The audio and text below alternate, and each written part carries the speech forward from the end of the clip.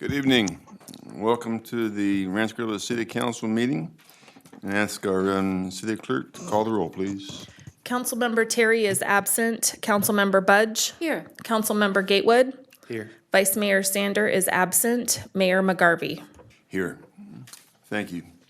Ask the city clerk to announce the meeting video recording and playback schedules, please. The meeting of the Rancho Cordova City Council will be cablecast on Metro Cable 14, the local government affairs channel on Comcast Consolidated Communications and AT&T Uverse.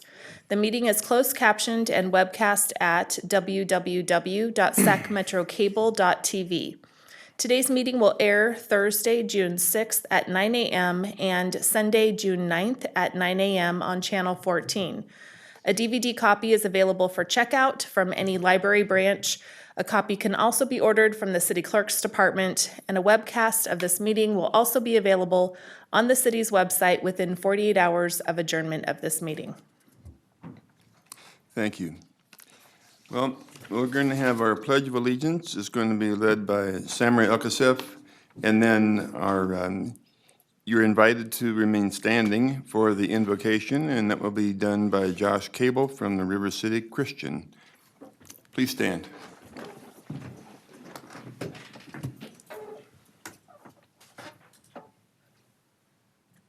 I pledge allegiance to the flag of the United States of America and to the republic for which it stands, one nation, under God, indivisible, with liberty and justice for all. Father, tonight we just come to you and we lift up this meeting to you. I ask, God, that you would provide wisdom for our leaders as they guide this city, as they have to make decisions about just different programming and the different things that come before them tonight. I ask for wisdom on each one of them. God, I thank you for a city that seeks you and seeks to do best for the people that fill its boundaries. And it's in your name we pray. Amen. Thank you.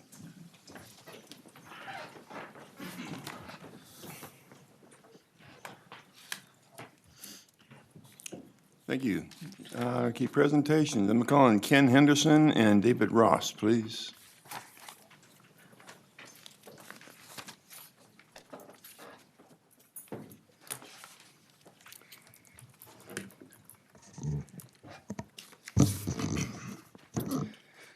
Thank you, City Council, for your time and attention this evening. I'm David Ross. This is Ken Henderson, and we are representing leadership, Rancho Cordova, Class Team 13. Heroes are defined by those who sacrifice, and we want to honor those who gave the ultimate sacrifice. They are our hometown heroes. Class 13 of the Leadership Rancho Cordova program would like to introduce to the City of Rancho Cordova a street naming program called Hometown Heroes to honor those who have served the United States and the Rancho Cordova community. This is our whole team. We are 18 strong and represent many walks of life, including small business owners, public service members, educators, and people of industry. We propose the Hometown Heroes program to honor those who have served the Rancho Cordova community and to pay tribute to those from our community's past. How are we proposing to do this? We propose the Hometown Heroes program to have street signs installed for honorable individuals throughout the city. Our journey began with research, reviewing and analyzing existing street programs that included our neighbors, counties near and far, as well as out-of-state programs. We narrowed our search to Folsom and Elk Grove because they were very well established and comprehensive. We then reached out to city officials and varying agencies in these cities and in Rancho Cordova to help us anticipate and avoid potential challenges for our proposed program. We revised the process to make it align with the core and essence of our city. For a candidate to be eligible for this honor, the person must be deceased and they must have served as a veteran from the Army, Navy, Air Force, Marines, or Coast Guard. And they had to have lived in Rancho Cordova at one point. Or they should be a public safety official, peace officers and firefighters who served in Rancho Cordova, or a community leader who also served in Rancho Cordova. To nominate a candidate for the Hometown Heroes program, The applicant should submit a complete nomination form. The nomination form would then be circulated to Public Works for review. If approved name is added to the program's names list, and Public Works will notify the nominator of the decision. Or if not approved, Public Works will notify the nominator of this decision and why it was not approved. The addition of a community leader is to recognize those who have brought honor, distinction, and exceptionality to our community. The design of the seals and signs are symbolic of the types of service the candidate embodies. Including all 3 levels of eligibility allows for a diverse range of service to our community. We designed this to be congruent with the implementation process and feel it has aligned with the planning of our city's expansion efforts. And our community members must have a voice to nominate a candidate for this honor. These are our suggested Hometown Hero Program's procedures for Public Works staff to process the nomination form and complete the intake process. First, the nomination form and all accompanying documentation are verified. Any incomplete or omitted data is collected, records are researched and verified, and/or next of kin is contacted to obtain permission if necessary. We recommend that the names added to street signs are taken in order of the Hometown Heroes names list, which indicates a first-come, first-served basis of candidacy. This is a snapshot of our proposed nomination form. Please note the second page is asking for verification of military service, a short biography of the candidate with their honors and distinctions, making them eligible for the Hometown Heroes program, and up to 3 pictures may be submitted in order to complete the narrative of their nominee. Now, these are graphics we created and are proposed designs. The community leader has a 5-point gold star. The public service officer has a 7-point silver star. The firefighter has a fire helmet graphic, and the military veteran has the American flag. Each sign will include the title of the hero or community member on the lower right corner. We strongly feel that in order to truly honor these heroes, the symbolic distinctions of their service is critical. We believe this proposal is in alignment with 2 of our city's goals, which will promote the positive image of Rancho Cordova and empower responsible citizenship. We thank you, the Rancho Cordova City Council, so much for your time and attention, and on behalf of all Team 13, we appreciate your consideration for the Hometown Heroes program to be included in future discussions about your existing street naming program. Thank you.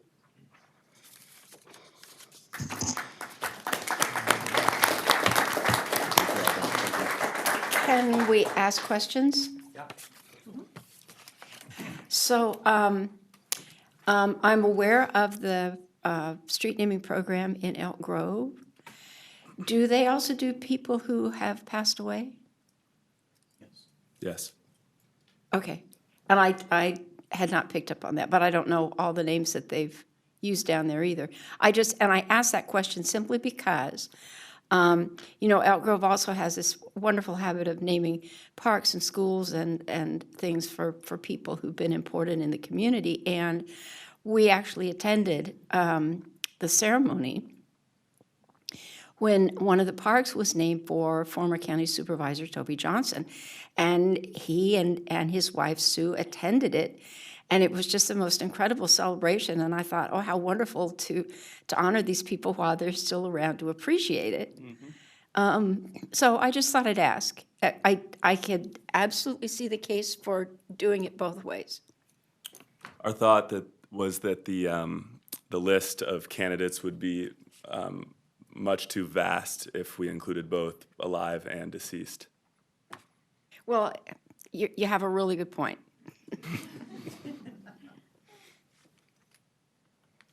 Garrett, you have anything? Oh, it's great job. Ken, go ahead. Oh, I'm sorry, what? You know what I want to hear. Really? Okay, all right. We are Leadership Class 13, coming to you with a policy that we hope you adopt for RC, so think of us, thank you, City. Appreciate it.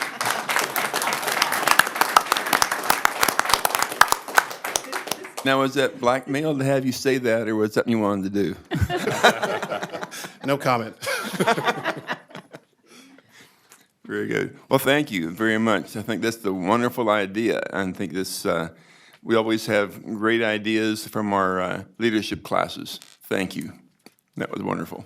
Mr. Mayor, if I may, I just want to, first of all, congratulate the team, Class 13, but also point out that we have discussed the possibility of having a work session, council work session, to discuss some of the naming policies, and we are tentatively planning on having that workshop sometimes in the fall. So when that time comes, we'll be sure to notify the class, and so they can participate in those discussions.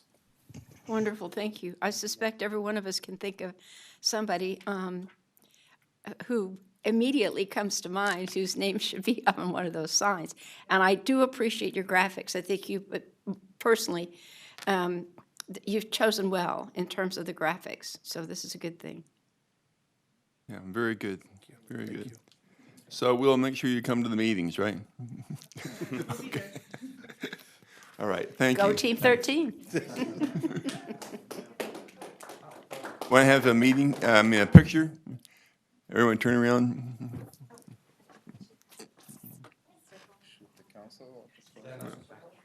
Let's have the council that's here go up there and join them.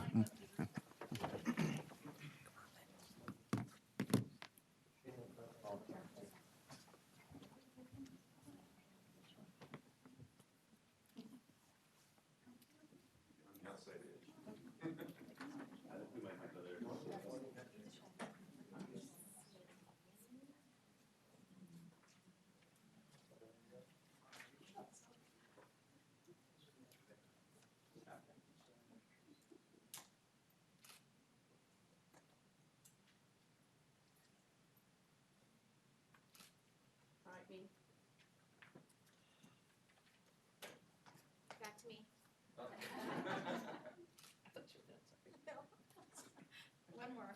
This lighting is not good. One more. Thank you.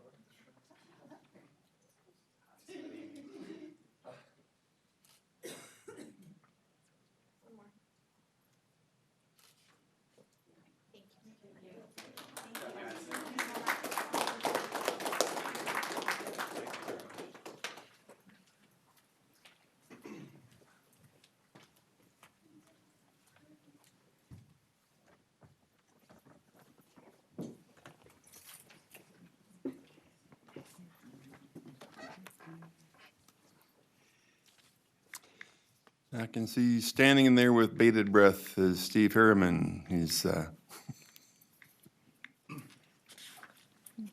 evening, Mayor McGarvey, members of the council. I'm Steve Harriman with the Department of Public Works, and I just would like to introduce this next item. On June 19th of 2017, the City Council approved a contract with Republic Services for residential waste collection and recycling services, and one of the provisions in that contract is a scholarship program. And this is a scholarship program for graduating seniors in Rancho Cordova who have a particular interest in environmental sustainability or science or engineering or things like that. And this year we have 2 recipients. Unfortunately, we only have one with us here tonight, but we have a very impressive young man who we're going to be introduced to you in a moment. I really would like to thank Republic Services for helping us promote the scholarship program and review the applications and all those things. So with that, I'd like to introduce Anna Rulon from Republic Services. Thanks, Steve. All right, good evening, Mayor McGarvey, council members. I'm Anna Rulon, Municipal Administrator with Republic Services. And I don't have a song or a rap to get your attention, but I can beatbox a little bit, but hopefully it won't come to that. So I love this community and all the work that we do in the community. We support lots of nonprofits, businesses, et cetera. But by far, my favorite thing is when we have the opportunity to support your youth, especially your intelligent youth that has a passion for helping their community and the environment. So this young gentleman standing next to me is Francois, and he just graduated from high school 3 days ago. Woo woo, class of 2019. So he's going to be attending UC Davis in the fall, studying electrical engineering. And he wrote a scholarship to us, and he's going to talk a little bit about that. But we are really happy to be supporting him with $1,500 to help him with his further pursuits. And Francois, I know you have a couple words to say. Good morning, City Council. I was Luckily, given this opportunity to write this essay for the environment, I first thought of my idea for doing the topic of littering. I thought about our school, our Cordova High School, and how sometimes I see lots of trash lying around the floor. And as soon as I thought of that idea, I thought about a project that I've done in my sophomore year of high school about littering. I used that project to base my essay off of, and I've also used lots of outside information from different companies and websites that talk about littering. Yeah. Awesome. So, congratulations to you. And I know you guys love walking up here to take a picture. So, could we snap one more picture with the mayor and the council members, please?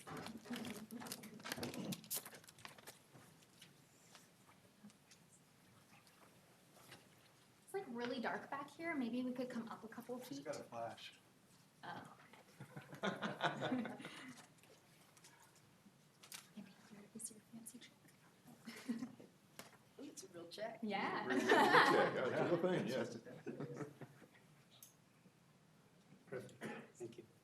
Congratulations. Congratulations. Yeah, picture kind of.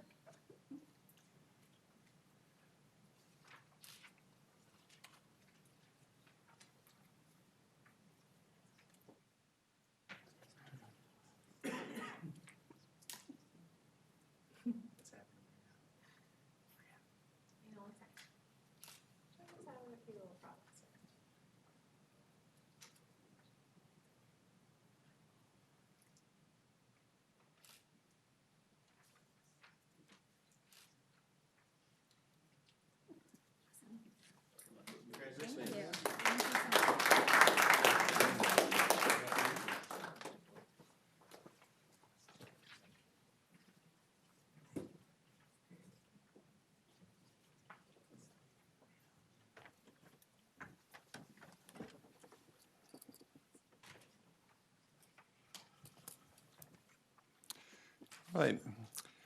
Our next presentation is going to come from the Sacramento Yellow Mosquito and Vector Control District, and Assistant Manager Samer Elkasef. Thank you very much, and good evening. So today what I'd like to do is go over what our district does, our mission, our practices, and a little bit about what we observed last mosquito season and what we were looking forward to this year with the rains followed by the warm temperatures. So thank you for the introduction and the opportunity to lead the Pledge of Allegiance. That was a first for me, so I appreciate that. My name is Samer Elkasef, and like Mayor McGarvey mentioned, I'm the assistant manager at the district. This city council shouldn't be a stranger to us, as Mayor McGarvey serves as the board member for the city of Rancho Cordova. So with that, I'll just jump right in here. Our district covers both Sacramento and Yolo counties, with Yolo counties being primarily an agricultural area with agricultural mosquito sources and mosquito problems, and Sacramento being a primarily urban area with urban mosquito sources and mosquito problems. The interface between agricultural and urban areas provides some unique challenges to mosquito control. Over here, we have some agricultural mosquito habitats. We have a lot of rice in Yolo County, and rice is a large body of standing water which mosquitoes love to breed in. And in our rice fields are no exception to that. We have about 45,000 acres of rice that are grown annually, and all of those fields must be inspected, treated as necessary for mosquito breeding. We also have a lot of wetlands in Yolo County, and those could be a significant source of mosquito breeding when water is brought to them. This is often an issue during the late summer, early fall, when the duck clubs are more active. So we do a lot of monitoring of those areas during that time period. In our urban areas, we have what we call backyard sources. The challenge there, in contrast to the abundance of agricultural sources, is the access. It's very hard to get into every single person's backyard to see if they have a green swimming pool that's breeding mosquitoes, or a bucket, or a tire, or even a plant dish that's holding water. Mosquitoes can breed in up to as little as 1 teaspoon of water. So the challenge there for us is to have eyes everywhere, which is why we have a very robust public outreach campaign urging residents to do their part in helping us out by dumping standing waters in their yards. So how we combat mosquitoes and mosquito-borne illnesses is we practice integrated mosquito management. So that is a systematic and scientifically approved model of doing vector control. And it all starts with, for us, with public information. So what I'm doing here is an example of that, presentation to city councils. We also attend community events such as fairs of the parks. We provide a lot of mosquito repellent. So if you have any events coming up this summer which are outdoors in the evening when mosquitoes are biting, please reach out to us and we'll provide you with mosquito repellent. We buy it by the pallets and we buy it so residents of Sacramento and Yolo County can use it to protect themselves. Following public outreach, we go into our surveillance program. When we talk about surveillance, we talk about both looking at mosquito abundance, so the amount of mosquitoes in the area, and also we do vector surveillance, which is looking at how much virus is in the area. And in our area, the virus of concern is West Nile virus. West Nile virus is the most common mosquito-borne illness in America. And it's also a bird disease. So the birds bring it into our area, and then the mosquitoes propagate it from there and can pass it on to us. So that being said, we start with a robust dead bird program where residents can call in any dead birds that they find on their properties or along at parks when they're out and about. We'll pick up those birds and we'll test them for the presence of the virus. We also have a robust mosquito surveillance system where we set traps twice a week all over both Sacramento and Yolo counties. Bring back those traps, count how many mosquitoes are in those traps, what type they are, and test them for virus as well. And we also do larval mosquito surveillance. So that's going out to water sources and seeing how much breeding is occurring in those waters. We have biological control. That's the use mainly of mosquito fish, which is pictured on the slide over here. These mosquito fish can be planted into contained bodies of water that don't drain into natural bodies of water. And when in there, they can do a really good job of taking down mosquito larvae before they become adults. We also have ecological management, or what we also call physical control, and that's going out and physically removing standing water, either dumping buckets, or if we're in the backyard setting, for example, or in an agricultural example, if a ditch isn't flowing water properly, we have heavy equipment that we can take out and clear that ditch of debris so water can flow. If water is moving, then no mosquitoes can breed in said water. And then if all these things don't work out, we also can do chemical control. So that's either trying to target a mosquito with a chemical in the water while they're still in their juvenile stages, or adult mosquito control when they're flying around. So I talked about this briefly. So the most prevalent disease, and the disease we're concerned about in our area, is West Nile virus. There are also other diseases mosquitoes can carry, such as dengue fever, malaria, chikungunya, Zika, and dog heartworm. In our area, we do have mosquitoes that could potentially transmit malaria, but as many of you know, malaria was eradicated from the United States back in the 1950s. Although we do get humans who come back from traveling abroad with malaria, we get those reports, and when we do get those reports, we set out traps to make sure that those mosquitoes don't come into contact with those folks who have the malaria parasite with them. And we also have the mosquito that can carry the dog heartworm in our area as well. So we do outreach to our local veterinarians, so they're well aware of that mosquito and how they breed and what time of year they're most active. If we look at West Nile activity in California, last year we had 218 cases of human West Nile virus. These numbers tend to be underreported. That's because what is reported are the most extreme cases of West Nile virus, which is the neuroinvasive form, which means the virus has entered your nervous system and caused paralysis, blindness, things that can occur when your nervous system is affected by a disease. So the CDC estimates that for each one of these reported cases, there's anywhere from 30 to 70 cases that are not reported. And these are milder symptoms that might appear as a cold or a flu, but is in fact a West Nile virus case. As far as West Nile activity, last year in Rancho Cordova, it was a relatively mild year. We had 10 dead birds that were reported and tested positive for West Nile virus. and we had 6 mosquito samples that tested positive for West Nile virus. So all in all, wasn't too bad. As you can see on the map, outside of the city boundaries of Rancho Cordova, we did have a lot of activity. And of course, mosquitoes and birds don't obey city boundaries. So this year we'll be monitoring Rancho Cordova because of the high population of individuals in the city. And any testing we do is reported on our website. So as far as 2019, it's very difficult to predict what may be. If I could tell you right now where West Nile virus is going to be and where we should focus our efforts, I'd go into consulting to become a millionaire. But what I do know is we had a lot of rain, especially late into May, and that has left a lot of breeding habitat for mosquitoes. So a lot of standing water, which is usually not around this time of year. So we could potentially see an increase in the mosquito population. Whether or not that will lead to an increase in the prevalence of West Nile virus is too early to tell. We've started collecting and testing mosquitoes for West Nile virus at the beginning of May, and to date, we haven't had any positive samples tested positive for West Nile virus, either from the mosquitoes in our area or from the birds that we've tested in our area. So far, so good, knock on wood. Hopefully we have another 4 weeks or so before we start seeing positive samples come through our lab. As far as what folks can do to avoid mosquito bites and mosquito illness, first and foremost is drain any standing water on your property. Try to avoid being outside during dawn and dusk. That's when the West Nile vectoring mosquitoes are most active. If you are outside during those hours, dress with long sleeves and pants, and then wear any repellent on any exposed skin to have those mosquitoes avoid you as a blood source.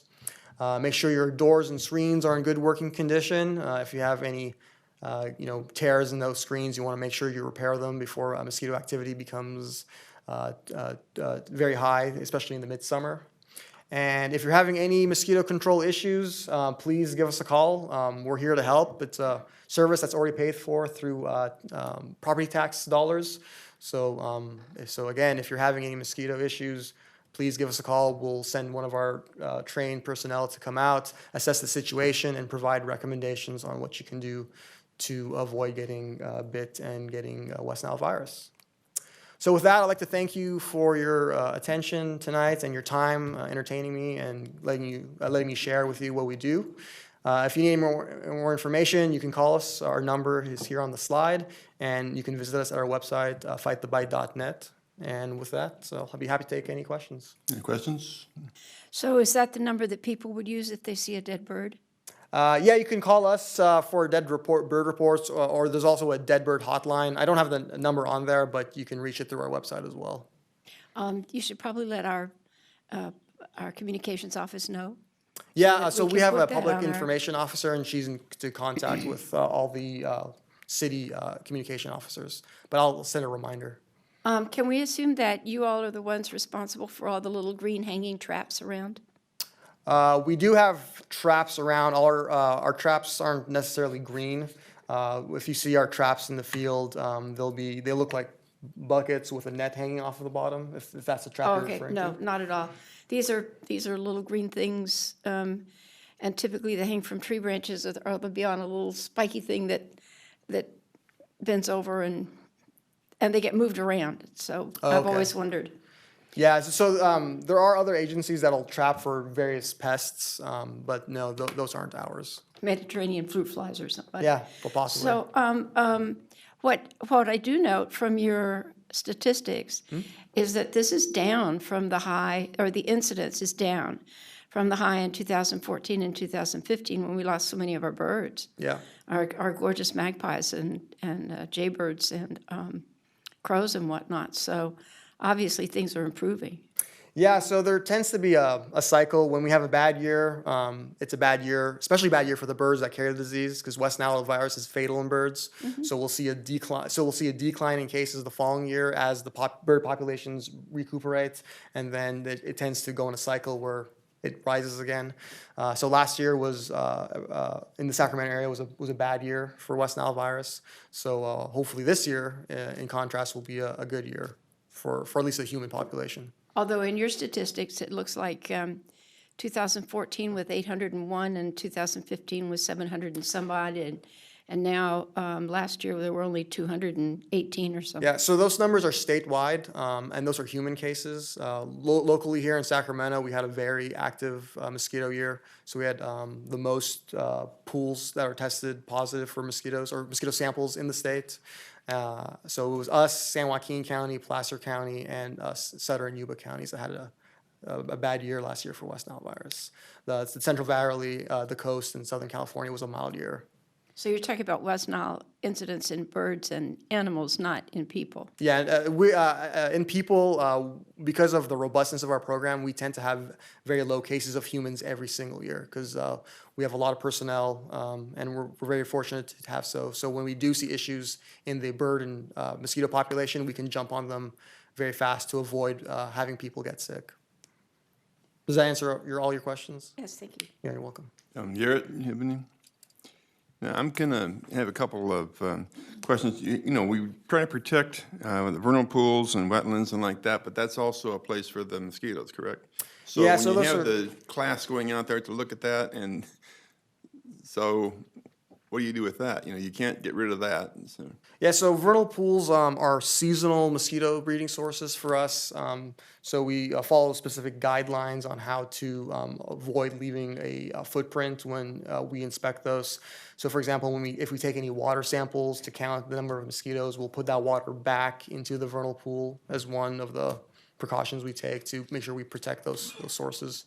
We're looking at using drone technology, so unmanned aerial vehicles to both inspect and treat vernal pools. That way there's no footprint whatsoever when inspecting and going into those sensitive habitats.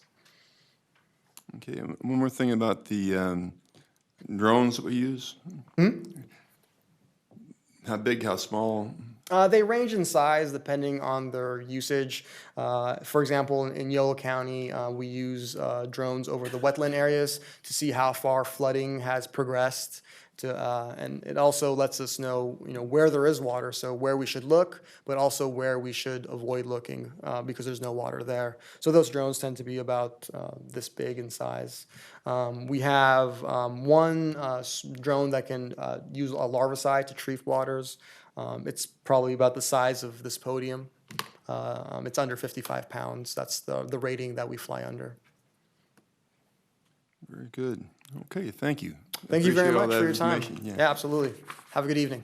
Thank you. Next, Albert Stricker for Public Works, new employee.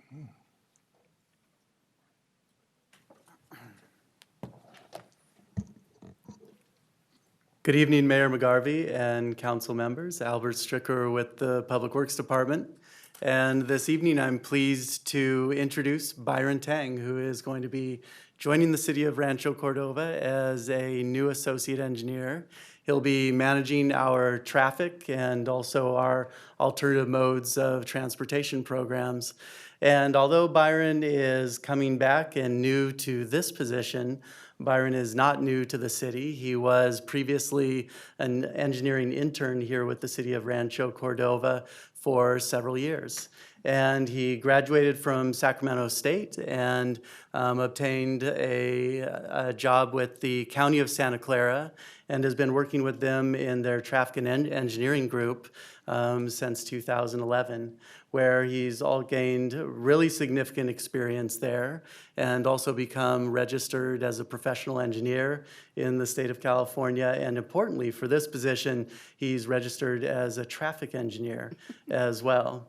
And the city of Rancho Cordova, we're known as a technologically advanced organization, particularly some of the newer infrastructure programs that we've implemented and new projects. And so we're looking forward to Byron's expertise in bringing us to the next level in all those programs. So I'd like to introduce Byron Tang.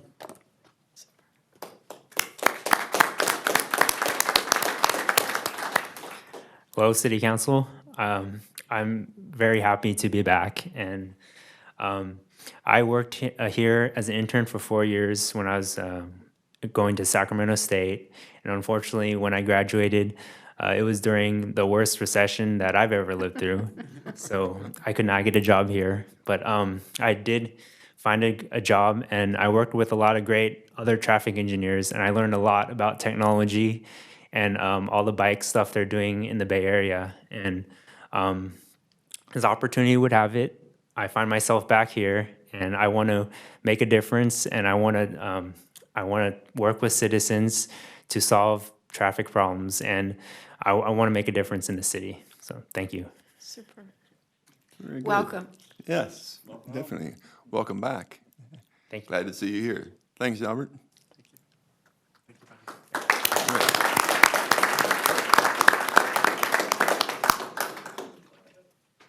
Okay, on to public comments. Citizens wishing to address the council for any matter not on the agenda may do so at the time by completing and submitting a speaker card at the city clerk. She had it over there. For items on the agenda, speakers will be called up to the podium by the mayor at the point of the agenda when the item will be heard. Speakers are encouraged to keep comments to 3 minutes or less, and state name and community of residence. Under the provisions of the California Government Code, the City Council is prohibited from discussing or taking immediate action on any item not on the agenda unless it can be demonstrated to be of an emergency nature or the need to take immediate action arose after the posting of the agenda. Do we have any public comments? Yes, I have 3 public speaker cards. The first speaker is Mark Sapoznik. Following Mark will be Linda Garrison. Following Linda will be Larry Ladd.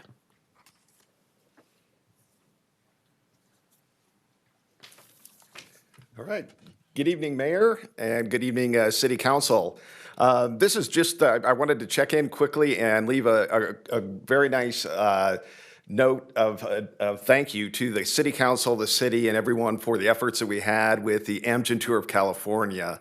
That gave us an opportunity to really showcase our city to an international audience, which we did, and we did it with aplomb, so it was really great to see that. And we couldn't have done that, actually, without the vast collaboration that we saw with our city.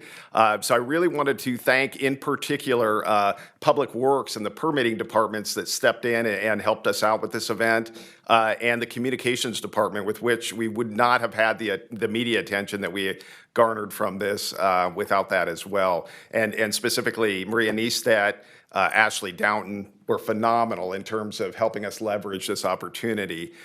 With Rancho Cordova Travel and Tourism, we've been working with events over the past year of all different types, but nothing really hit the magnitude of the Amgen Tour of California in terms of reaching this international audience. So we really just wanted to say thank you.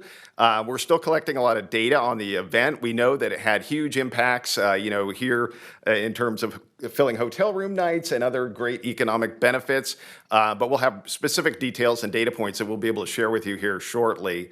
In the meantime, just again, thank you so much for the support that we had. I know leading up to this, we had at the time Mayor Budge out there many months in advance of the event to kind of welcome everyone to the event. And then on the day of the event, we had Mayor McGarvey out there and City Manager Cyrus Abhar and others out there working with the media and really showcasing the hospitality that we have to share here in Rancho Cordova. So we had great feedback from residents. We had great feedback from the organizers of the event. I think all of that was super positive.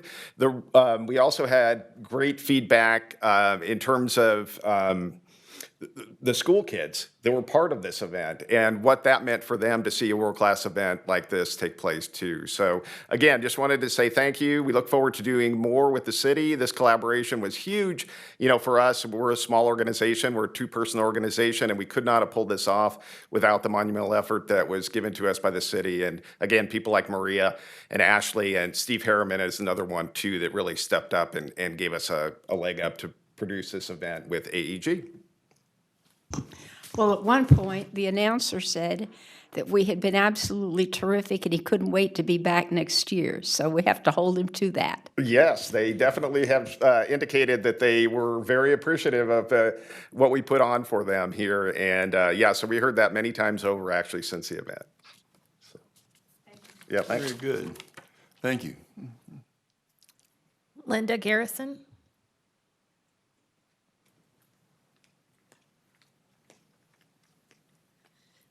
Good evening, Mayor and City Council members. I appreciate the time that I can speak with you. This is a concern that's come up on the Nextdoor app. I don't know if any of you ever go onto it, but it has to do with making illegal turns over by where the Walmart exit is going on to Zinfandel. Now, in that parking lot there, as you're going to make a right turn, it says right turn only. However, people are not doing it. It is causing accidents because they're making illegal U-turns. It does also clog up, especially when light rail comes around. You have no room between the Zinfandel and I think it's the street right next to it. I mean, there's no room. So one of the things is, what I was thinking is two things. To stop this from happening and to generate, might be cost in the beginning, but to generate money to the city is have a camera, like the red light camera. So that one, it's going to generate money for the city because of the fact that they're making these illegal turns. Two, it's proof for somebody who is reporting it as an accident. They can come to you guys and get a picture of it, you know, because if it's an illegal turn. End result is that I feel something needs to be done, maybe even like over by the post office on Olson, where they have those big things where you can't go, going all the way down, so people can't make that U-turn. And I felt that people can complain about this on the Nextdoor app, but if nobody comes to you and talks to you about it, when is change going to be done? So that's why I came here tonight. So thank you for your time, and any questions? Cyrus, can we refer her to RCPD or to Albert? I think Albert just walked back in. Both our police department and public works director are in the back of the room, and they will talk to you about that. Okay, okay, sounds good. Thank you. Thank you for coming in and talking to us.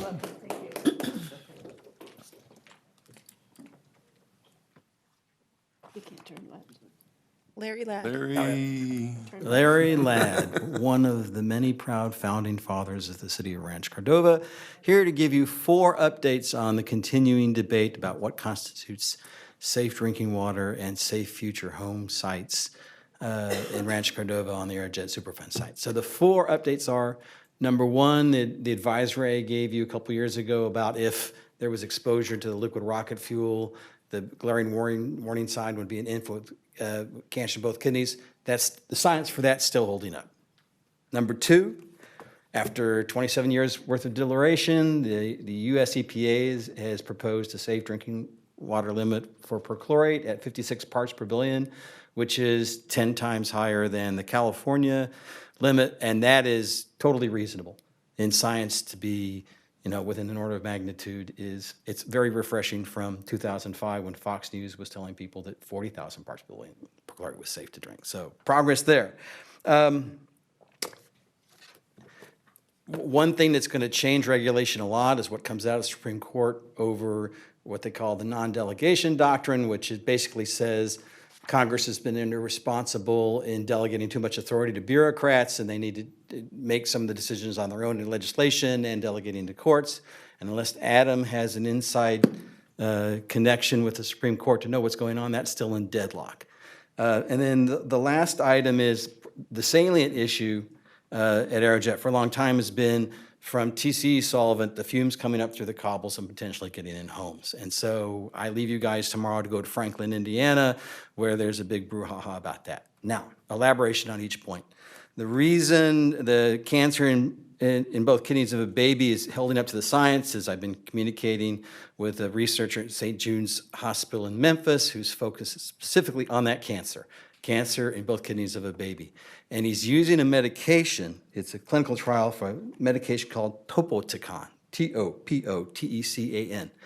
And the reason that advisory is held up is that medicine is also used to treat a birth defect called Angelman syndrome, and that's what led us to look for the NDMA in Rancho Cordova in the first place in 1997, because there were 3 young ladies from Cordova High living in the north part of Rancho Cordova who all had children with Angelman syndrome. So that started the whole process of looking at cancer in that part of Rancho and eventually picking NDMA as a means of shutting down the wells. So the fact that we're looking at the same medication for the indicator and what initiated the question means I think we're on pretty solid scientific ground. The debate will now be real about how much perchlorate is safe, and things may stay the same here, and it may be 56 may be more than appropriate elsewhere in the country. But my personal contribution to the debate will be to, now that it's getting serious, is to look at what happened when the Pepcon plant blew up in May 4th, 1988, because immediately after that, by cause or coincidence, the pattern of measles in Los Angeles County shifted from being teenagers to nursing infants.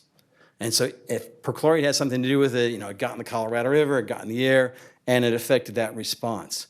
As a geographer, so time-wise, it's spot on. Like within weeks, the whole pattern of measles changed in Los Angeles County after the explosion.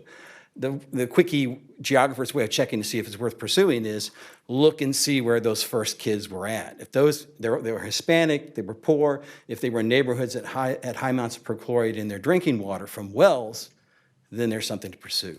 In terms of, until we know what's going on with non-delegation, I picked out a book that I think David Sanders is very fond of. And for future comments, it's a critique of how the bureaucracy works, and I will read passages from it in future comments and then comment as to whether it's appropriate to Rancho Cordova or not. And my last comment is to know, to be perfectly safe in the environment. At Franklin, there was a family with leukemia, Hispanic family, and the activists spent $30,000 to constantly monitor their home to make sure no TC was getting through. So to be perfect, it's incredibly expensive. Thank you, guys. Thank you, Larry. I have no other speaker cards. Is there anyone else in the audience that wishes to speak on an item that's not on the agenda? All right, very good. Council reports. Linda. Well, this has been a pretty eventful couple of weeks around here. As school has wound down, and I congratulate the young man who graduated on Friday night and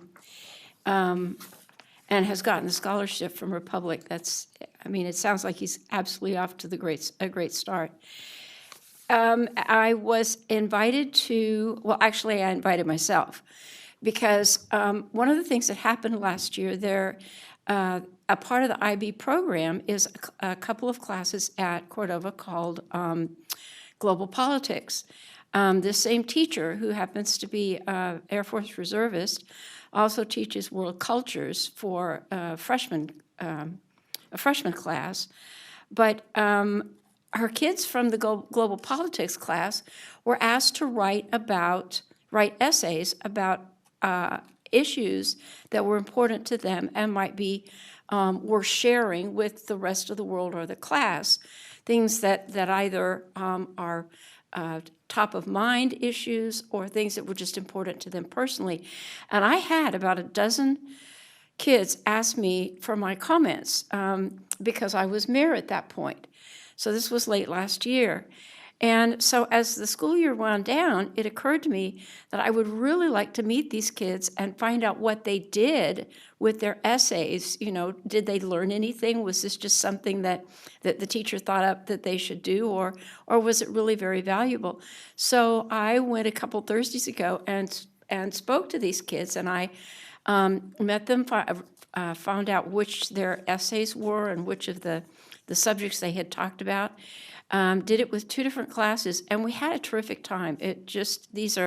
They were junior class. They were not graduating seniors. They were junior class, but there's no question that the IB program and the way in which it is being taught is enabling these kids to think more expansively, not only about what's going on in this country, which we may or may not read about in our local newspapers or hear about on TV, but to also think about how what goes on around the world affects world politics as well as our different issues here at home. So I thoroughly enjoyed that.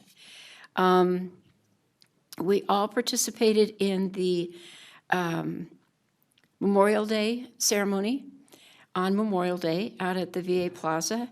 Watched 30 wonderful people receive commemorative bricks. Listened to retired Colonel Bob Martinelli, who was the last base commander at Mather and the person who actually was in charge of turning off the light when they left. But he had some really interesting things to say about the history of Mather.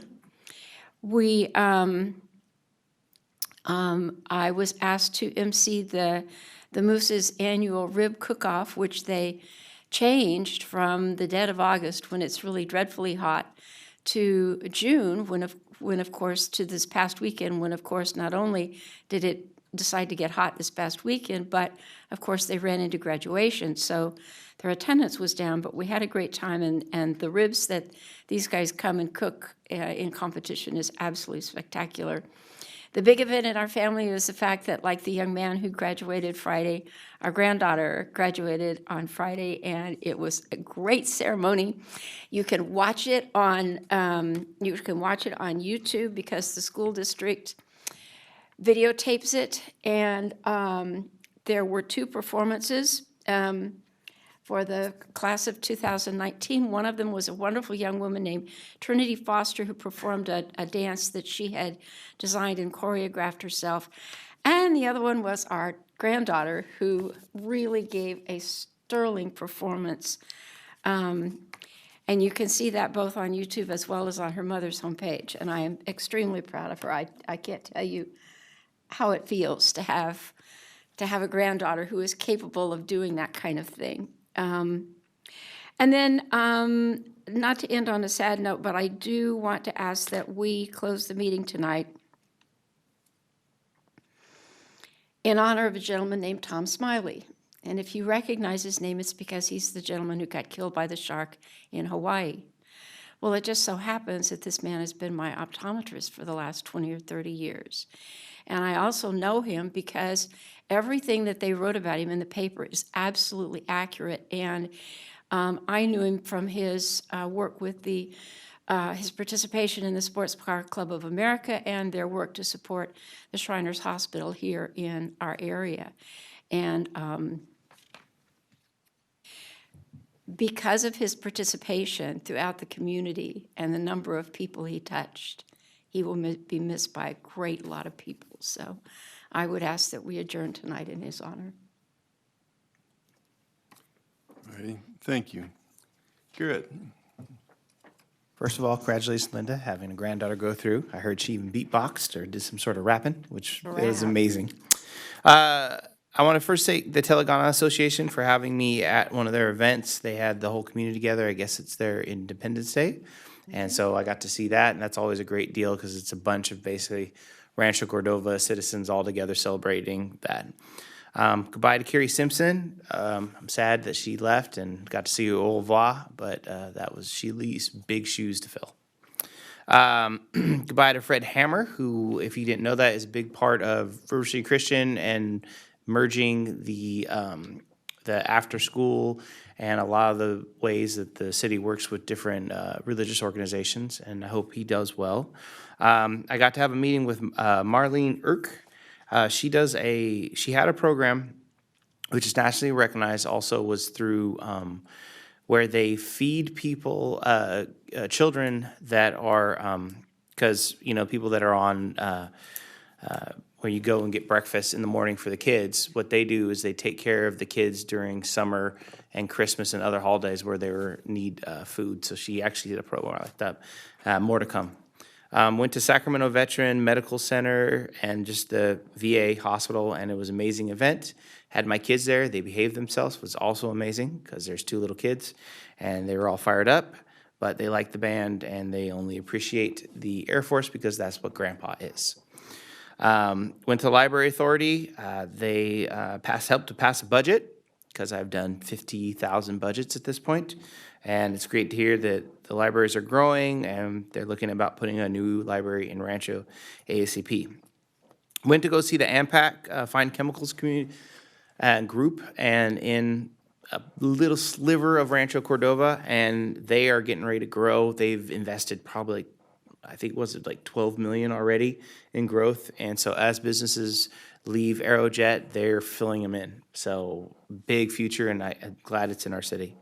Had our meeting with the Interfaith Council. They're doing a lot of great things. They're working on some stuff with homelessness. So I look forward to the next steps. I want to say a big thank you to the most important person in my life, my wife, who had to make 250 lumpia because her son came home and said, the teacher wants lumpia. Yep, that was a mistake for him. And congratulations to Sunrise Elementary and the 6th grade graduating class. My son was one of the first couple classes to come into Rancho Cordova, and so it's great to see them start graduating out and going into the city. On a great note, I went to 3 or 4 organizations today and met 24 different families that had come up from the Bay Area that are putting their kids in Rancho Cordova because they heard it's such a great community. I actually had them say, it's amazing that you have so many police. We think it's a little overpopulated. And I said, were you where? He's all, but I heard that Rancho needed it back in the day, but I don't see the need anymore. And I said, that's right. Rancho is a safe place to raise your family, and we have good schools. So that was very exciting to hear. Very good. And everything you said was true. It's a well, I want to thank Sammer for the presentation about what's been going on in the Mosquito Vector Control Board. They're doing a great job. It's a meeting they have once a month, and some of the people that have been affected when they were bitten by the mosquitoes with the West Nile virus. There's one lady who had to leave the board because she was lived from through part of that, and then she lost her sight on that because of West Nile virus. And then another gentleman, we went and looked at some of the presentations that they have at UC Davis on the different sizes of mosquitoes around the world. Some of the ones here aren't that much of a variance, but some of the ones that they show are everything from inches to almost where you can't see them. They're so small. But that was very nice for him to bring that information. They go to all the cities on that. The Memorial Day was really great. I'm glad that we had the weather that we did, and I'm still sorry that we had to cancel the Veterans Administration, or excuse me, the Veterans Day last November.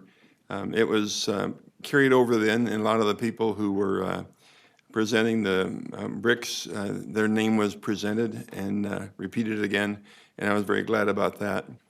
And one more thing, I also go to the sanitation district meetings, and the new plant that is being built is a few thousand acres, and it's huge. It's still in the process, still of being done.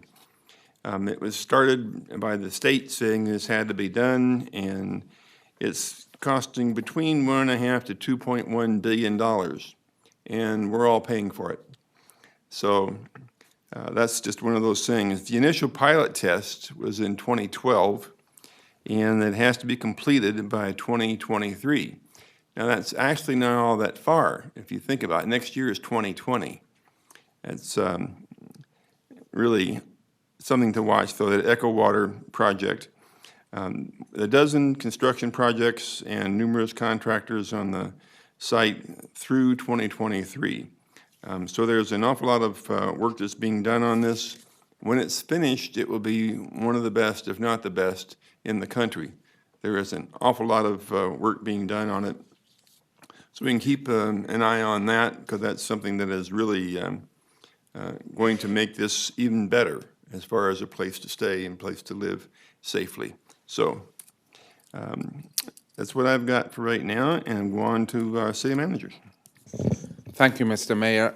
Everything has already been mentioned, so I'll be very brief. We just celebrated our Class 13 leadership, Rancho Cordova, just a few minutes ago. I just wanted to make a plug for Class 14. It's not too early to start thinking about nominating friends, colleagues, neighbors for the next class. So I ask the community, I ask our businesses and our council members to be thinking about the nominating candidates for the next class. And I also want to take this opportunity and thank Diane Rogers with Chamber of Commerce and many, many others who helped with this leadership program and the success that it's had so far. So We need to remind two of our council members that they both need to go through it.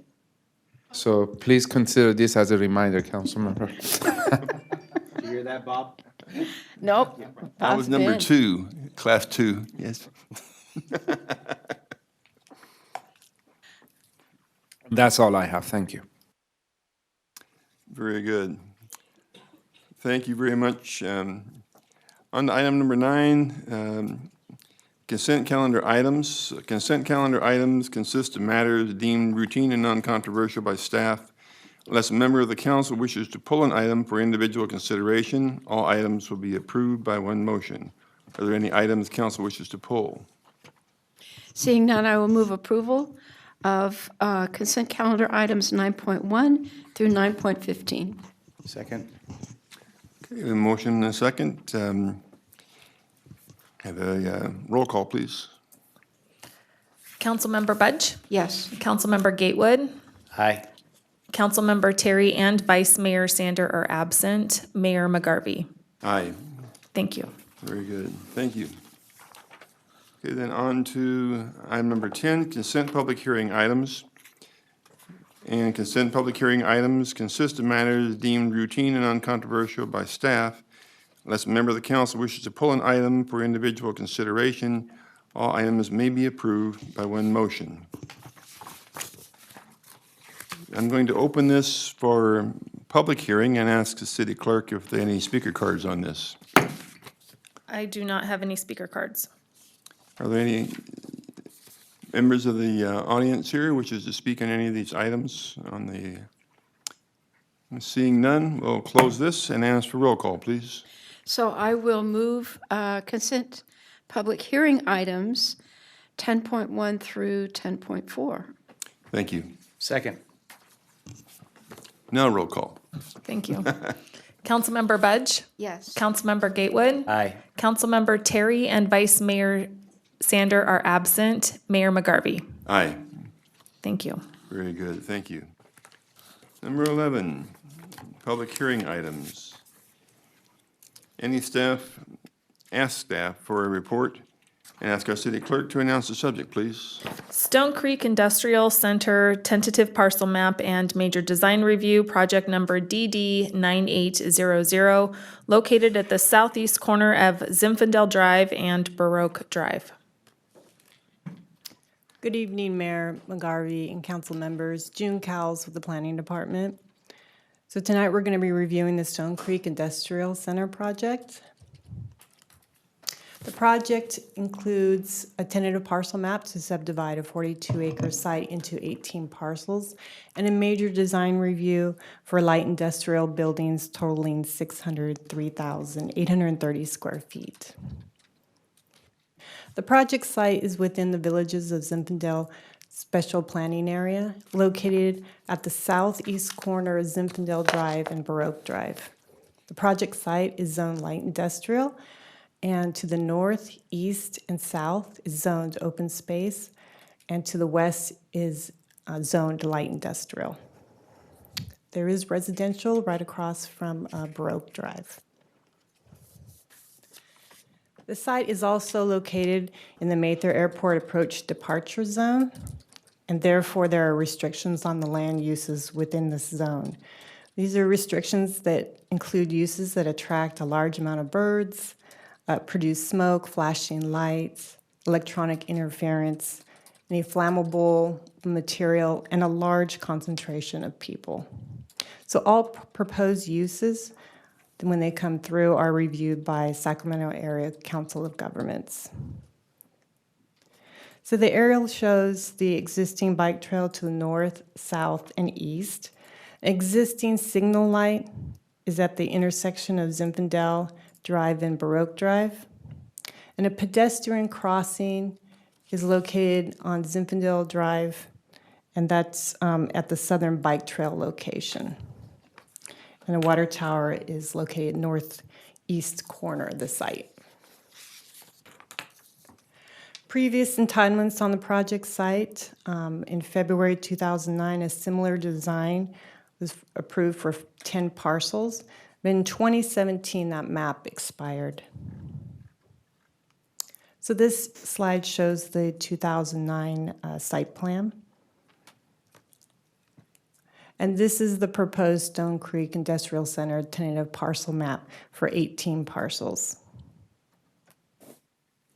The proposed site plan for 10 buildings, and they are all one-story buildings. Proposal is for 2 right-in and right-out driveways on Zinfandel Drive and 1 driveway at Baroque Drive across from Tinta Fina Drive. A condition of approval is included that limits traffic movement on Baroque Drive, and this states, business traffic shall use Zinfandel Drive or Baroque Drive west of Baroque Drive driveway. Business access to Baroque Drive east of the driveway shall not be permitted, and treatment shall include signage and striping to the satisfaction of the Public Works Department. A trip generation analysis was provided by the applicant that showed the proposed project will generate less trips than the assumed in the special planning area EIR.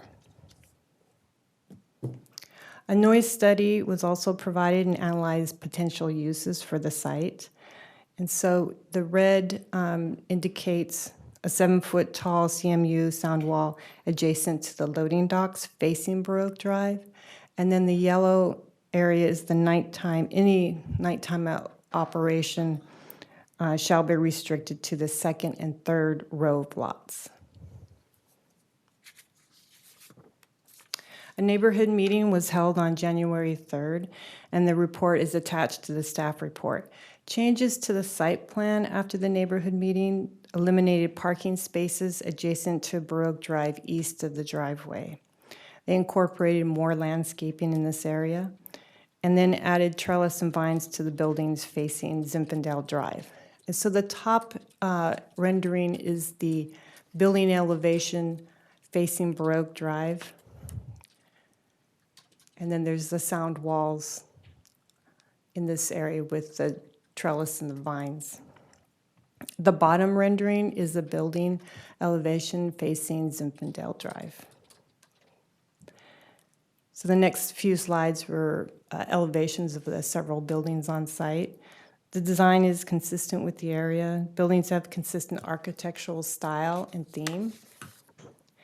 Varied roof parapet and horizontal canopy over the entrances.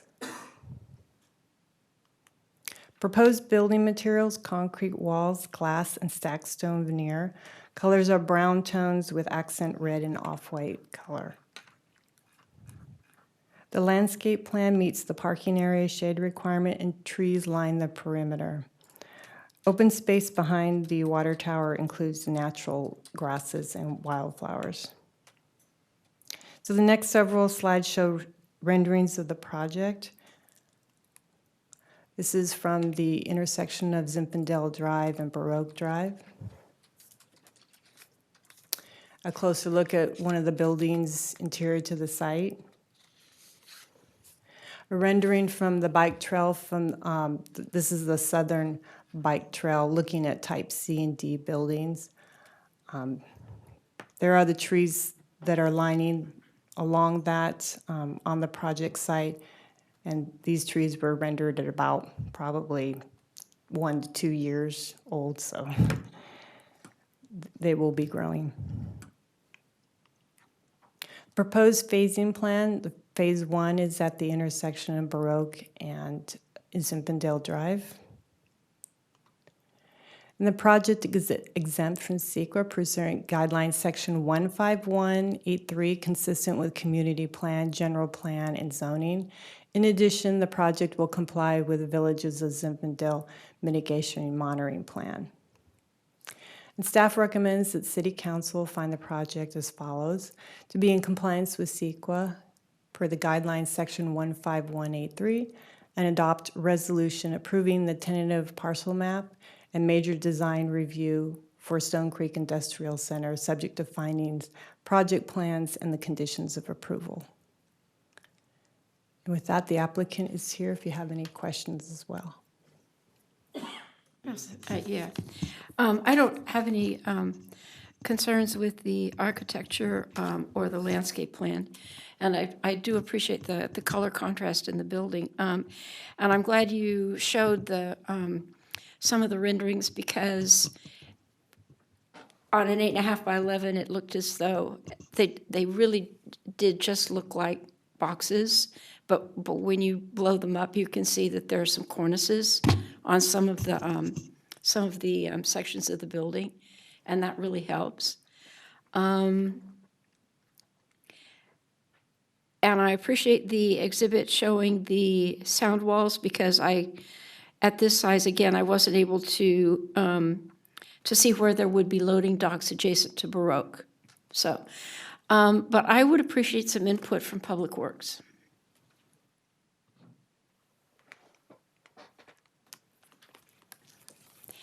I've talked to Albert about this in the past, and I just want to reiterate my concerns.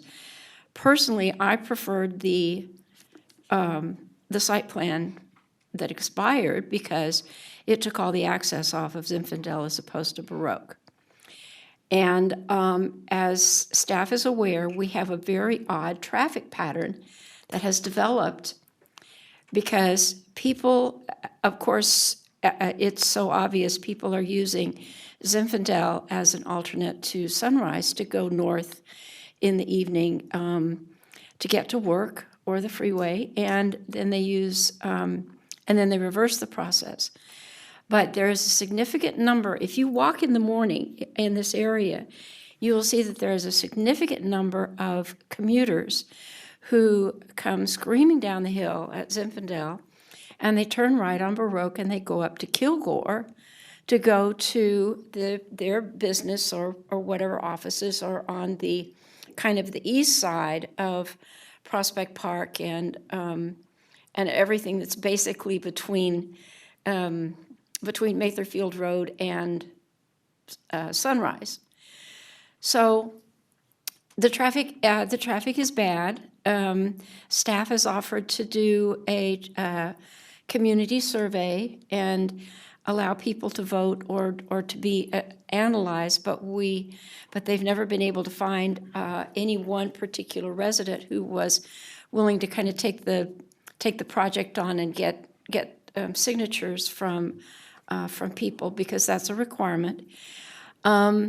So between the fact that the buildings look extremely close together and what seems to be the complete impracticality of demanding that people who are exiting onto Baroque turn left instead of right, number one, I'm concerned that a large truck or any semi that might need to be here, I'm concerned about turning radius both within the project as well as getting out onto Baroque.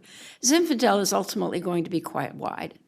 And I'm assuming that as they install their street improvements on Zinfandel, they will be setting it at the future right-of-way as opposed to the 4 lanes that we have striped out there now. But so I'm concerned about both the interior circulation and what you all thought about the turning radiuses within and between these buildings, as well as the practicality of posting a sign. I mean, we've just heard from one of our residents who said people completely ignore turning no left turns out of Walmart, and we know that they do the same thing on Olson Drive, coming out of the Target driveway. People just don't pay any attention, even though there's a nice big sign right there that says right turn only. So I would appreciate some comments on that.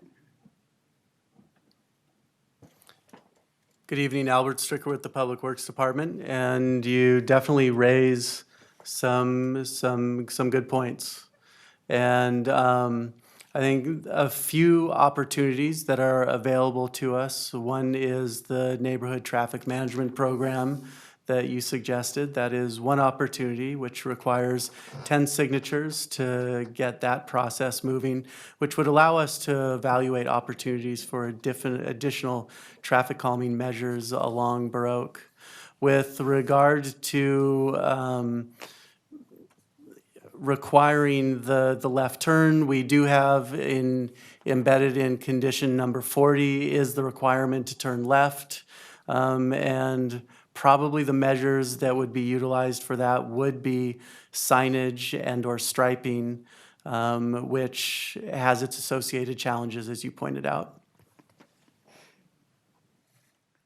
What about the interior turning radius?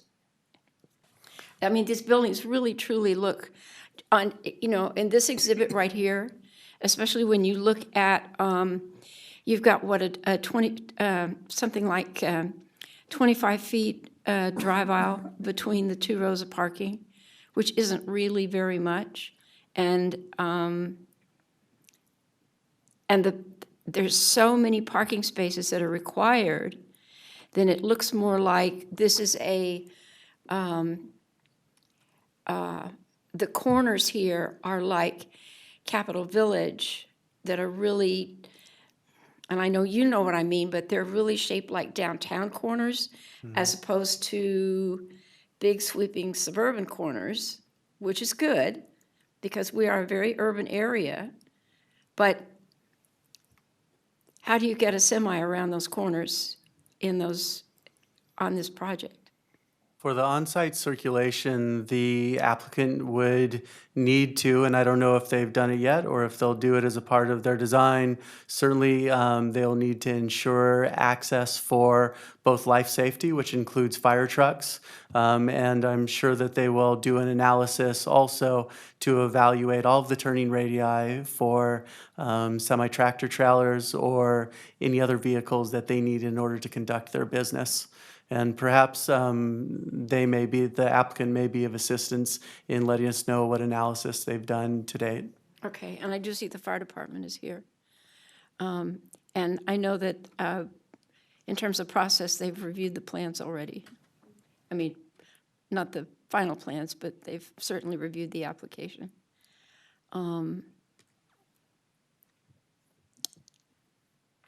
Okay, thank you, Albert. Thank you very much. Okay, thank you. Garrett, you have anything? Yeah, can I talk to economic development?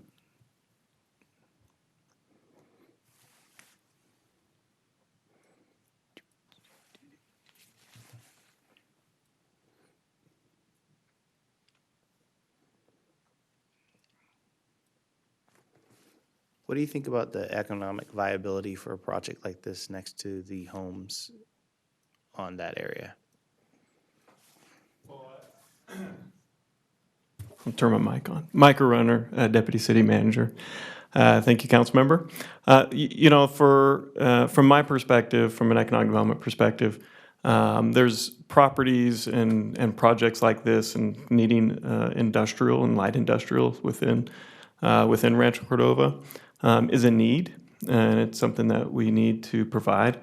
Whether or not kind of the adjacencies to residential, I think, are mitigated with some of the project requirements. And so obviously this would have to meet market demand. And so you'd have to see what the market is, but this is a need for the community. Thank you. There was one exhibit that June showed that had a phase 1 and a phase 2, and then the phase 3 said pending market demand. The interesting thing about this here again, because over the canal, we have some very noisy industrial neighbors between the dismantlers who seem to take things apart at 2 o'clock in the morning and the other businesses that are over there that deal with banging of a lot of metal. Don't ask me what they do. I just know there's metal banging that goes on from time to time because it shows up on Nextdoor and sometimes you can really hear it. So the sound walls are great, but in reality, depending on what kind of companies go in there, it could be noisier. Yeah, and I would say this is the product type, and what you see is a light industrial product type that isn't the heavy industrial that you would see. That would be the heavy banging and metal type work. This is typically the type of project you would see all interior type of environments where we have a pretty low vacancy rate within the community right now from an availability standpoint. Well, and I will say, because this is light industrial, everybody knows that if you want to do anything aftermarket to your house, you know, from garage to paint to cabinets to windows to whatever, you come to Rancho Cordova to do it. And so one would anticipate that if this is typical in one, that kind of company would find additional space here in something like this. I would say that's one of our strengths as far as in the community, having the home improvement type of operations, and I think this would continue some of those. Yeah. A question about the semi you can see unloading there along the, and you can see from the bike trail. Are all of the loading and unloading, is that going to be with that, so people from bicycles and everything with it, but the noise from them unloading and everything wouldn't be where the homes are?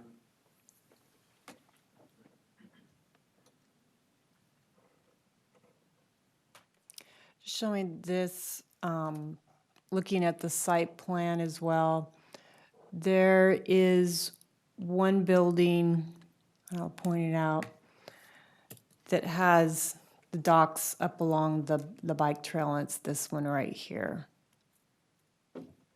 That's the one aerial that, or not, the one rendering that you showed. Right. And actually, we sat down with police department, and they thought it was, you know, great as far as that they like activity that can be seen from the bike trail, so people feel safer if there's activity down there, and windows and doors and people coming and going. So there's a safety factor to it. But there will be trees lining along the project site. I have to say, Bob, that's probably a pretty valid point because I don't know what the actual distance is, but between Zinfandel and where you come down off the bike trail at the water tower to Ocelot and then Baroque is a very long way. You really, if there were somebody pursuing you or a mountain lion or something, you really wouldn't have any, you wouldn't have any protection at all. Well, I'll have to keep that in mind. What about rattlesnakes? I don't know.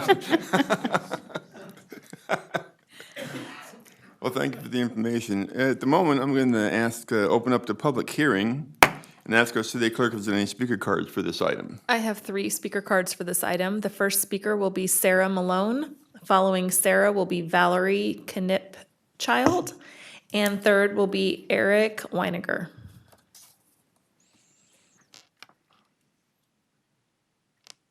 You'll have 3 minutes. Okay, hello. Thank you for your time. I want to speak of some of the impacts of this project to our neighborhood. And thank you, Linda, for bringing up the traffic impact. That's first on my list. I also think the noise impact, especially in the evening, as Linda mentioned, we have the crashing metal and I don't know, it sounds like they're breaking up concrete up there. I'm really not sure what they're doing, but we get that in the middle of the evening. You can't have your windows open in the evening because of the noise. Lighting impact, if they are working in the evening, there's going to be light going on also. The safety impact on the driveway that encroaches off of Baroque, that's a heavily traveled bike path and walking path. A lot of children out there on their tricycles, and that driveway cuts right across that pathway. And I think there needs to be a different means of getting people in and out of this park than to take over our bike and hiking trail.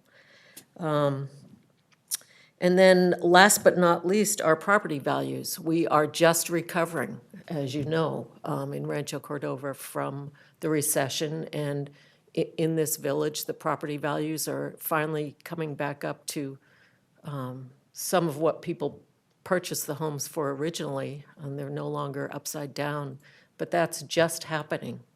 And this will, in turn, stop that process and the progress. And so I think that's really important piece to look at. You spoke about getting residents to get signatures. I think we have 10 in the room. Yeah. That will do it.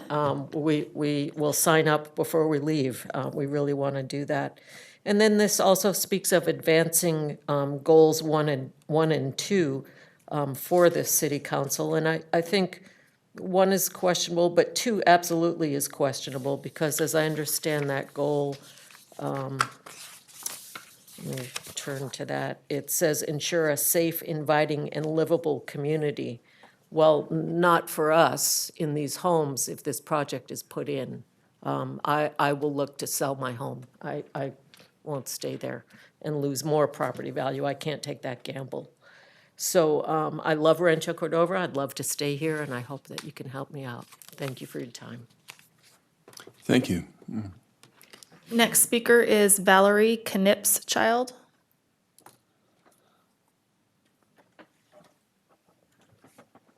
Good evening, and thank you, council members and mayor. Couple things Linda has also brought forth is the traffic on Zinfandel.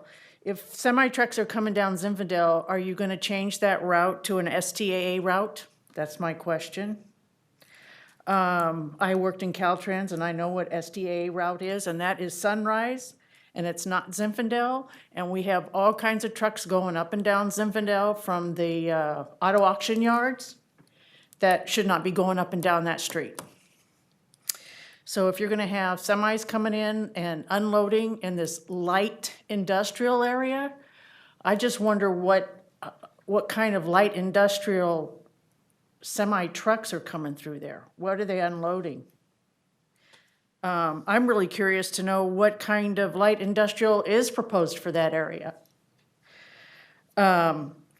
The entrance to Tina Finta and Baroque, when we were at our last meeting in January, the city planner said they were gonna talk to the people about putting a light in on Zinfandel so they could take that left turn into Zinfandel. My concerns are, I live off of Dabina at a court. Every day, somebody's coming down that court and turning around because it's not a throughway. They're coming off of Tina Finta. They turn, they go out and go back on Baroque, or they turn right and go off Zinfandel. There's gonna be so much traffic going into our residential area to get to that property.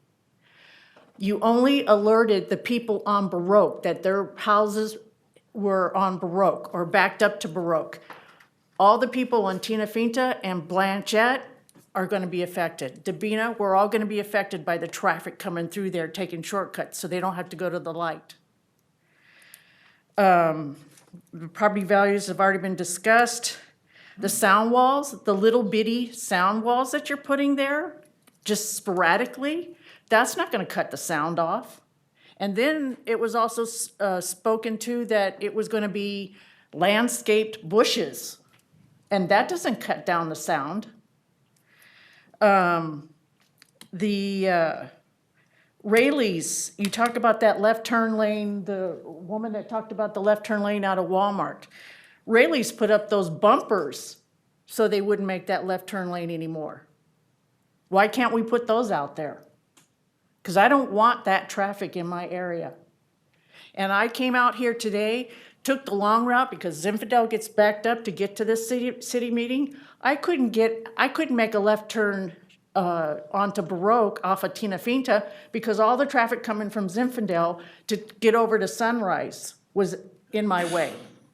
So there is a lot of traffic that is on Baroque now. Please wrap up your comments. That's all I have to say. Thank you. Eric Weiniger?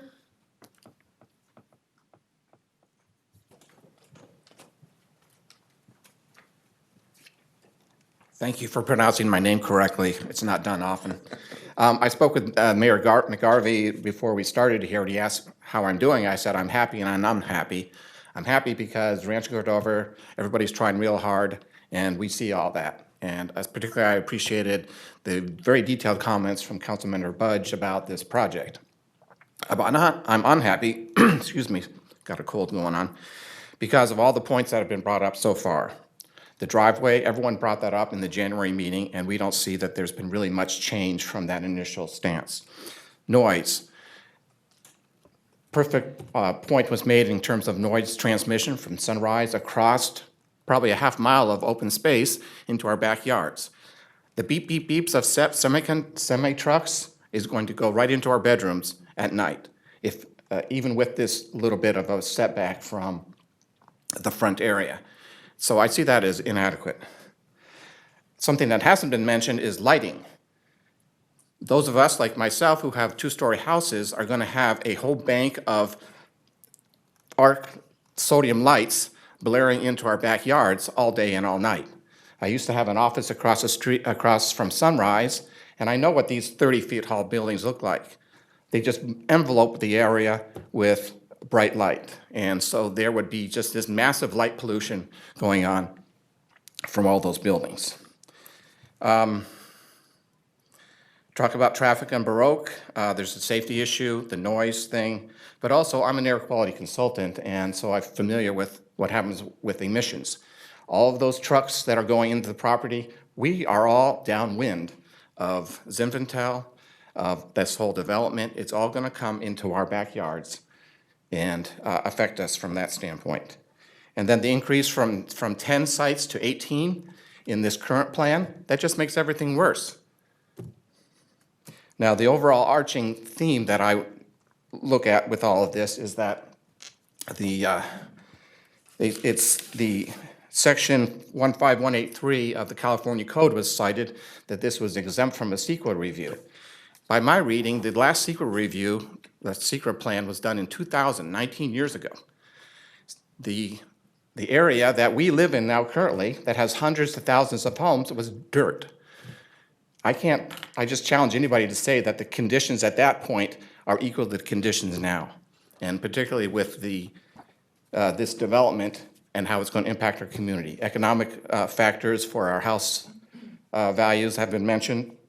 So I appreciate the detail that you've paid attention to this, and I encourage you to look at it continuously from that detail and how the overall impact to the community.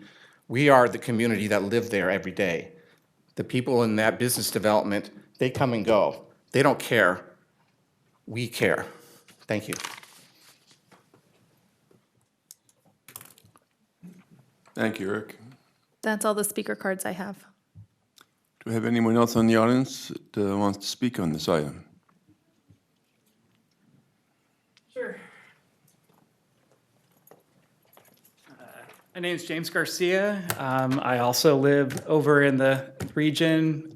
Baroque is my back door. When I first bought the home there, I was informed actually it was going to be wetlands. It was never going to be built on. Lie. I failed to actually read everything and look at everything. But the point is, I have one of those two-story homes. I'm looking over that. I have young children. I want to take them around. I don't want to be looking at a driveway right outside my door, trying to turn. I'm using Baroque to actually get them to school in the morning. I don't want to be backlogged by about 50 cars to turn. I'm already seeing that now. I've seen 10 cars built up on Baroque as I'm trying to go north. Well, actually it would be, west on North Mather. That is already happening now. I hear the drag racing nightly on Zinfandel. I hear the drifting happening over on the industrial part where all the the cars are. Now you're gonna give more people to do donuts in the middle of the night in this industrial park. That lighting is gonna kill my lights. I'm looking out at that. I really need you to look at that. That sound wall, it's a joke. It's very, very, very small, minuscule spots. It's not high enough if you're gonna even put anything there, but you're gonna bring in more and more traffic. We're already hearing about all the break-ins off of Oslet area on next door, that whole little section. You're gonna bring more and more traffic, more and more hiding places for people to hide and actually affect us. That's what I really don't wanna see. I love the idea of having more growth, but look at all the empty warehouses we already have in the whole community. You're gonna bring more. That is not wise. You really need to look at that again. You're having it right across from the city and the state down the way. Next to a wetlands, you're gonna put in storage just a block away. Now you're gonna bring in more and more traffic. You have residents that are gonna go in there, maybe put something in, but look at all the other empty storage facilities right now. They're not full. You can see them on Mather, you can see them on Folsom Boulevard. That's our city, you're gonna bring more of that in here. No. And I will definitely sign that card. There's at least 10 of us here that live in this neighborhood. We were never told about that. Thank you. Yes, come on in. If, when we're done, if you could fill out the cards that we have this and give it to the city clerk, we'd appreciate it. We have actually, my husband and I have Can you rented. state your name? My name's Robin Weiniger. Thank you. We have actually rented light industrial off of Zinfandel and, not Zinfandel, Sunrise and Monier for like 7 years. We're not in there now, but we know what kind of noises are there at night because I went there a lot myself at night and always, had to be very cautious about what was going on. We, last year or the year before, I think, we were broken into or tried to break into, and then the fellow across the driveway from us got broken into several times. So you have characters that are coming there to break into the light industrial because they figure there's equipment, whatever, and then they just hop over to our neighborhood. It's kind of a magnet for opportunists. That just happened recently. And then about 3 years ago, one of the other light industrial people, they were like a plumbing company, they had their whole fencing area broken into, and their trailer was towed off, set on fire. I mean, it's bringing less safety. The quality of life, okay. And when we moved in 5 years ago, I saw that there was light industrial, and at that time I didn't really understand what that meant. And he said, "Oh, it's like hairdressers and things." But I'll tell you what, it certainly didn't have a driveway going off into Baroque. The picture had a driveway. Well, it didn't have a driveway in Baroque. That's all I know because we back up to that. So that's it. Thank you. Any others? You're more than welcome. Do you Any want other to ask, the applicant if they have any Sure. additional comments?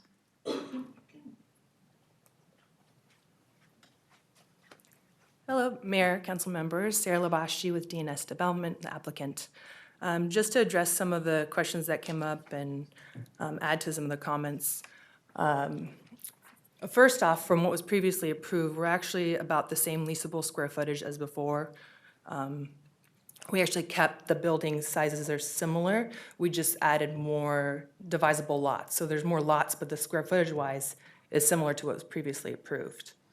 As far as types of uses for these buildings, based on discussions with other real estate brokers and our experience with other light industrial sites, this isn't necessarily a distribution center. You're gonna find your users are online retailers who are looking for a large warehouse. We've had interest from state agencies that are looking for warehouse uses, contractors, maybe they're looking for space for storage. But again, one of the conditions to this approval is that there's no rear yard space, so nothing exterior to the space, so everything's within the interior of the buildings. And we have done traffic analysis and a noise study that didn't show any added impact to what was previously looked into when the master plan was done for the villages of Zinfandel SBA.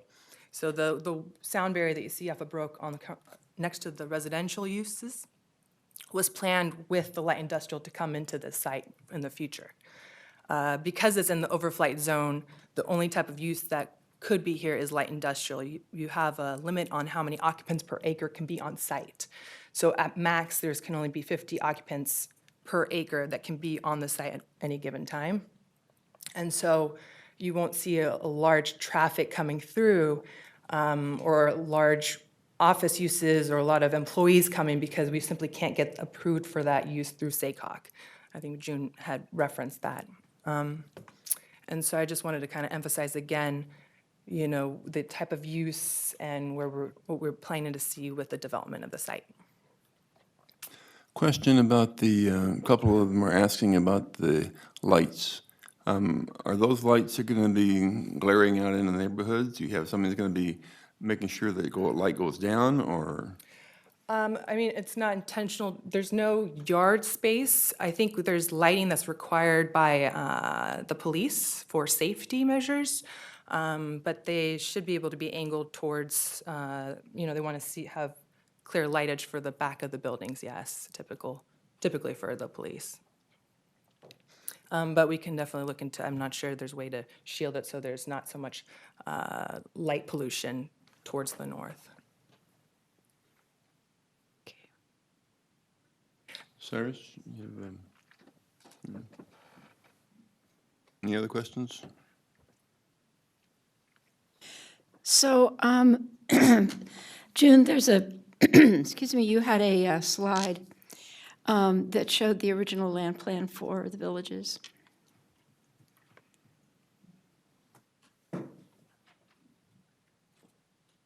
Back at the beginning.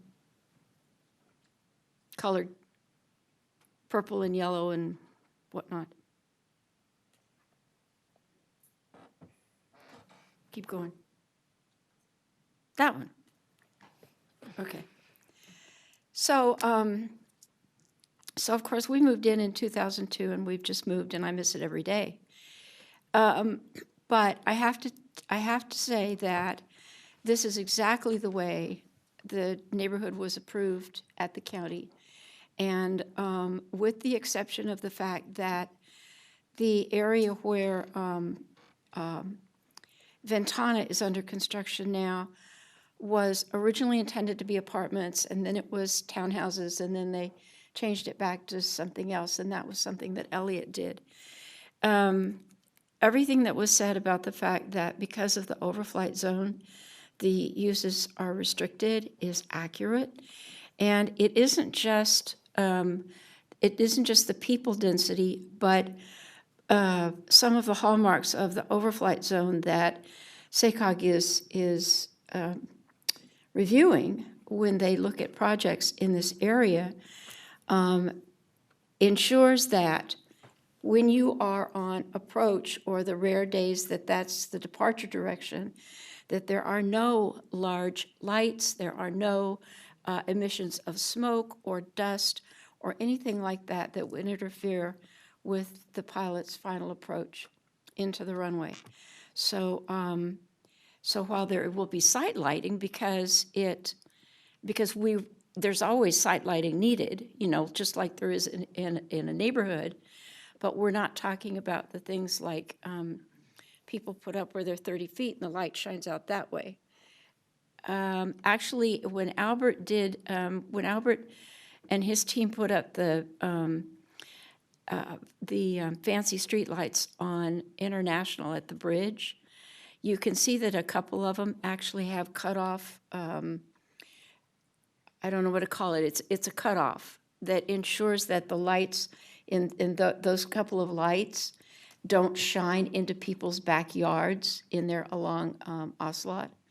That the light really only is directed toward the sidewalk and the street. So one would hope that Public Works would require the same kind of thing again. Light industrial does not mean beauty parlors, unfortunately, and it just always amazes me personally as a planner the kinds of things that real estate agents will tell you because they want you to buy they want to sell you a house. And it's the same legend that the bright pink was going to be a grocery store within 2 years. Here we are, we moved in 2002, and I know that from 2000, when they first started building off of Bear Hollow, people were told grocery store in 2 years. And in terms of trucks, while we anticipate that, at least I would personally expect, and I think economic development would agree, that this is prime for the small contractor, the people who inhabit so much of the area where your office is located between Kilgore and Sunrise, and then from Sunrise in a little further towards a little further to the east. We are blessed in having a very diverse business community, so that while we do experience a recession like everybody else, at the same time, we don't lose all of something that makes us function. We're not all insurance or all high tech or whatever. There's a job for almost everyone here in Rancho Cordova, and that makes us a very valuable place to be.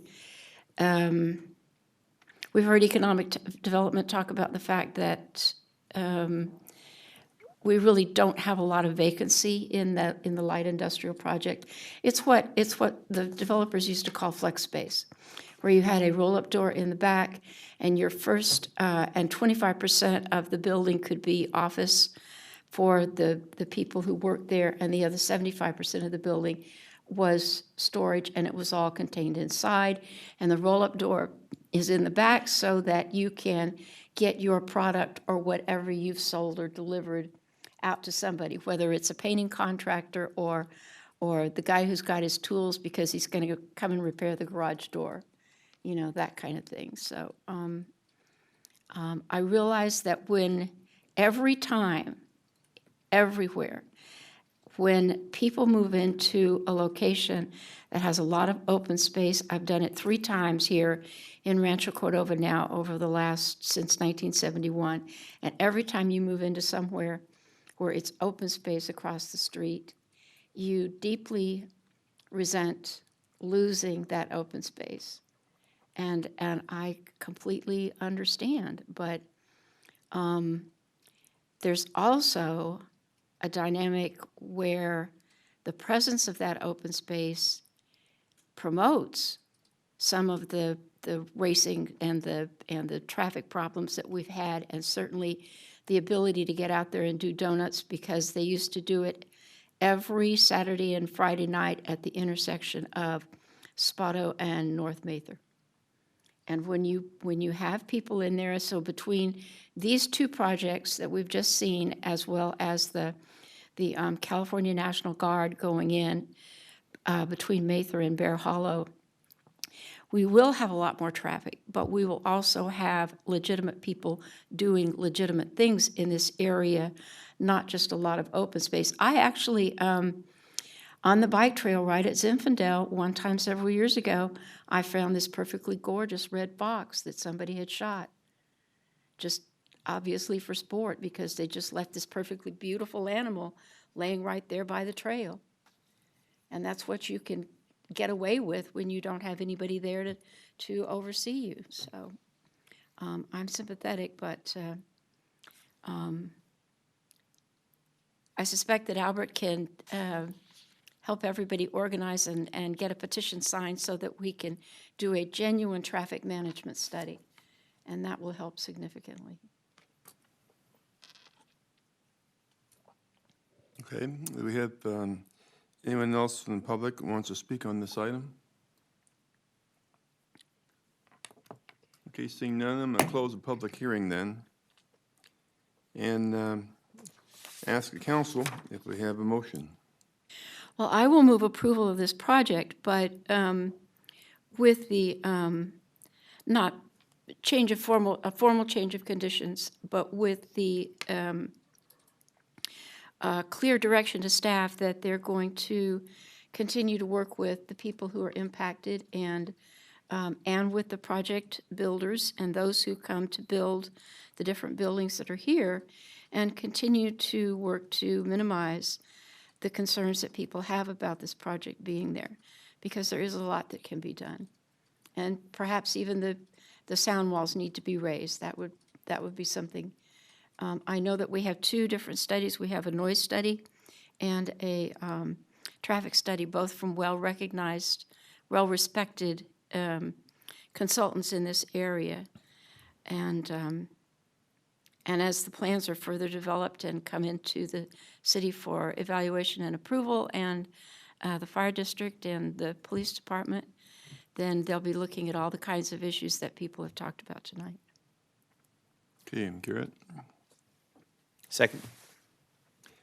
I would ask that, I know our gentlemen and ladies and gentlemen here, they were talking about signing a petition to get a traffic study worked on. And also, so I would expect to see that. And then the question I had, Linda said also about the light going down a certain way rather than having anything glare like that. That's something that I don't think we should ever approve, to have it just like the old lights used to be. It would just hit right in your face, you know. And the same thing with the planes coming down, whether it's small or large, it makes no difference. When you have something like that, that can be a safety factor immediately. So that's something else to look into. Okay, so, and we will see what happens when we come around with this again, because I'm sure we'll be hearing about it one way or the other. So we have a couple of things to be worked on by Albert and Public Works and by the planning. So right now we've got this item. We have some questions on it, but we have a motion and a second, and We need Stacy to call the roll. call the roll, please. Yeah. Councilmember Budge? Yes. Councilmember Gatewood? Aye.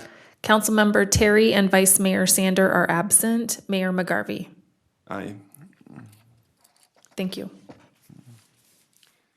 Okay, going on to item 11.2. This item will be continued to June 17th, regular city council meeting. So that's what we have. Regular calendar items, 12. There are no regular calendar items on this evening. Council requests for future agenda items. Nothing from Linda, anything from you, Garrett? Good. Well, then I'll go to adjourn this in honor of John Smiley. Tom. Yeah. Tom. Thank you. Thank you. Okay, the meeting is adjourned.